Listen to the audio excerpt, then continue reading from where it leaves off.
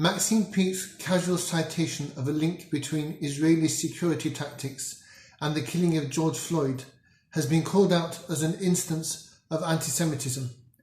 It is to Maxine Peake's credit that she immediately conceded that the connection between the killing of George Floyd and Israel is closer to conspiracy theory than proven fact.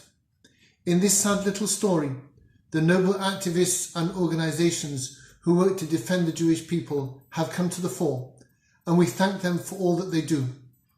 But it could be that damage has already been done. Perhaps there are people who are already predisposed against Jews, who will seize on the original accusation rather than its retraction, and will use it as a pretext for condemnation and attack. Many Jews will feel despair at the fact that such a theory could circulate in our time. But we should not be surprised. In fact, the Torah warns that one of the byproducts of the Jewish exile is that people will talk about us all the time, and the context suggests that the talk will be hostile. Devarim chapter 28 verse 37 says, "You will be talked about constantly among all the peoples where God will lead you." How do we respond to this aspect of the doom of exile? After so long, after so many false starts, how dare we still hope that one day we will be left to live our lives in peace? There is actually an extraordinary response to the despondent mood that might beset us at such moments, and it is hidden in this week's Parshat.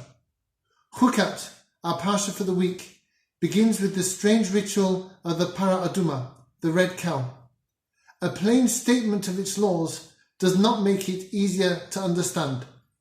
When the Jewish temple stood on Temple Mount in the heart of Jerusalem, there were certain laws of purity for Jewish people. If someone came into contact with a dead body, or were even just under the same ceiling as it, they had to undergo a week-long ceremony of purification before they could eat certain food offerings or enter the temple precincts.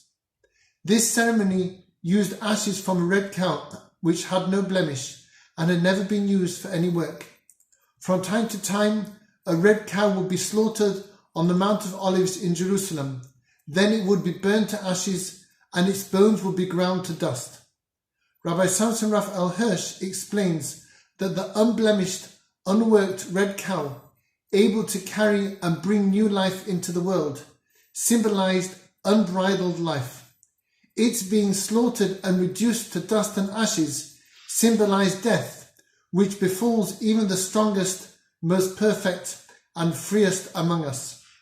Death is portrayed in this first part of the ceremony as inexorable and final. But the ritual of the red cow is not finished there. Those performing the ceremony would take its ashes and mix them in so-called living water, spring water, which, especially in a hot place like Jerusalem, symbolizes life. The ashes would float about in the midst of the water, like a baby floating in the womb. Something dead was being reborn. These waters would then be sprinkled on the person who had been in touch with a dead body. They were reminded that death is not actually the end at all, because Judaism does not believe in sad endings. A person's brush with death was undone by a reminder that Judaism insists that there is always new life and new hope.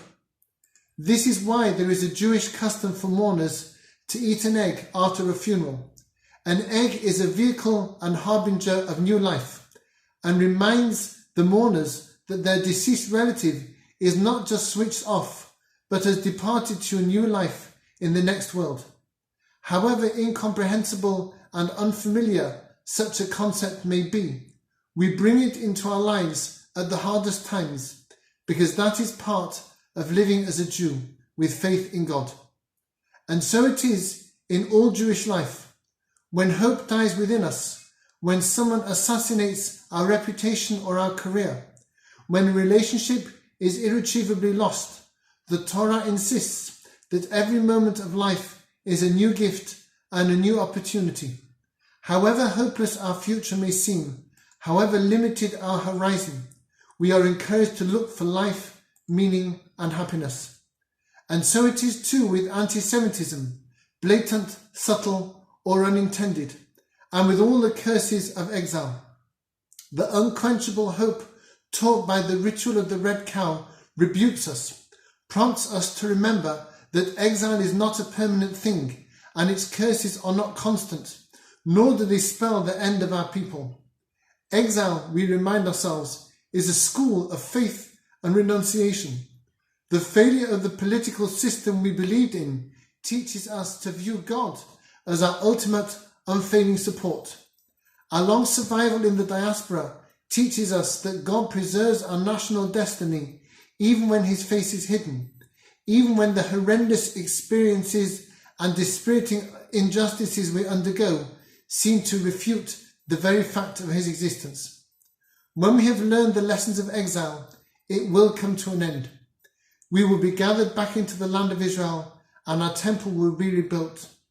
The nations of the world will witness our salvation with joy, and justice and peace will spread from us across the globe, as the prophet Isaiah promised in Isaiah chapter 2.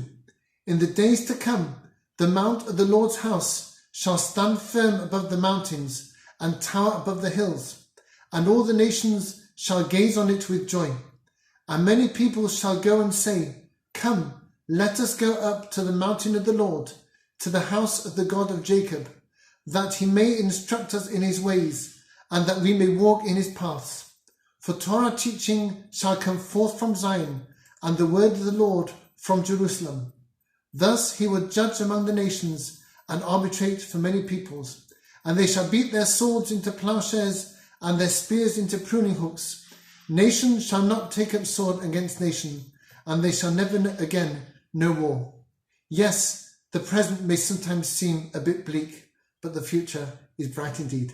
Thanks for listening.